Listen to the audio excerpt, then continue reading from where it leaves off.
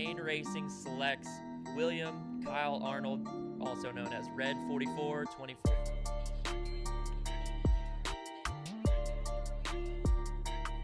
What's going on, guys? Big Red coming at you today with a video here on NASCAR Heat 4. One thing I wanted to do, I've been getting a lot of requests to do it, so of course we're going to throw it up. We're going to go through wheel settings, and then I'll take you through controller settings.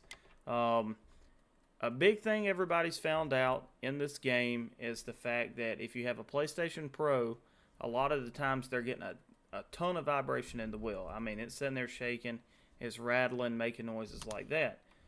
There's a couple of ways to fix it, and I'll show you the first one here. You can hear my clicker is... Anyway, that's how I'll change gears. But right here, you can switch this from performance over to quality. The thing is, when you take it off of performance and you put it on quality, all the motion blur comes back. So for people like me with glasses and things like that, I can't stand it. I would rather, the wheel shake. But after a lot of playing around, I finally came up with something for me that works. It has helped out tremendously when it comes to the wheel. What I do, effect strengths, it is 2 clicks from the left. You go down, no impact effects at all. I run a centering spring on, which is really strange with a T150 because it's a mixture of belt and gear driven. You're not supposed to run a centering spring with the belts, but for me, that is the only thing that helped. Steering, right here you'll notice I got my steering range normal. I'll probably go up a click on it. It's just really according to how it feels over the lifespan of the game, how much I get used to it. Steering sensitivity is turned down. Reason being, steering rate is how quick it moves, right? You move, it moves with you. The thing is with steering sensitivity, when I go off in a corner and the car breaks loose and I pop it to the right, sorry I'm shaking the camera, but when I pop my steering wheel to the right and then set it back, the actual sensitivity section, it slows down my movements. So it makes it more smooth. Therefore, I don't get the whole jerking left, right that you can get, especially on a controller. But next we'll drop down. It's going to be brake sensitivity. I got it cut all the way down, and throttle sensitivity is cut all the way down to 1 click. Reason being, on controller, it does make a difference. Let's see here. On gas, that's full throttle. I just mashed it all the way to the floor. What that does in brakes, same way. It makes it come out very, I guess you would say, it makes the throttle come in smoother, especially at road courses and places like that where on throttle time is very important, but how you get to that throttle is even more important, especially Martinsville, things like that. Sorry I can't talk. It's like 1 o'clock in the morning. The kids finally went to bed, so I'm trying to make this. Back to the steering. You can see it does turn fast. Well, that's where the sensitivity comes into play. It makes everything smoother. I don't know, it's just something that I've always done.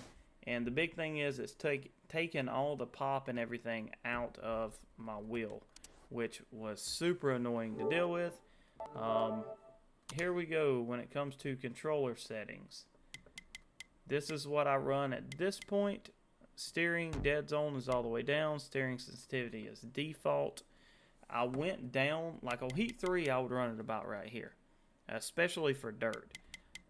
For some reason, it slows it down too much for me, so I can't really do that. I've not played with steering rate yet, but if I was going to sit here and play with anything, I would probably go up 2 clicks on steering rate and knock the sensitivity down a bump.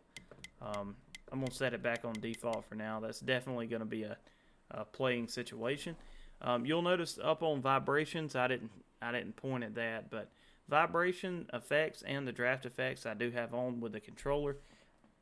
It helps me get a sense of feel of what the car is doing. If it's sitting there vibrating and all that good stuff, I know I'm either dragging the front tires if it's pushing or if it's starting to slide.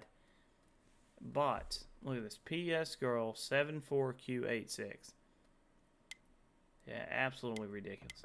Anyway, throttle range, that shows you you know, how far your throttle goes. And as you can see, this is all the way down. And you see how long it takes for it to go up. Reason being, I got the throttle rate turned down along with the brake rate. That's one thing with the controllers. You can stab the brakes, and I mean, it's terrible. But I'll probably take those down a little further. But yeah, hopefully y'all enjoyed the video. Hopefully this helped you out a little bit.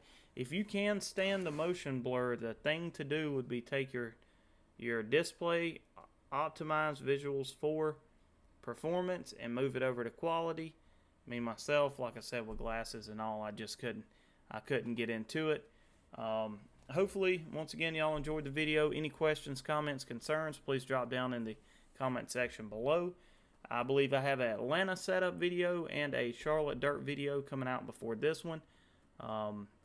Any feedback at all, anything for videos, let me know. And we'll catch y'all next time. Peace.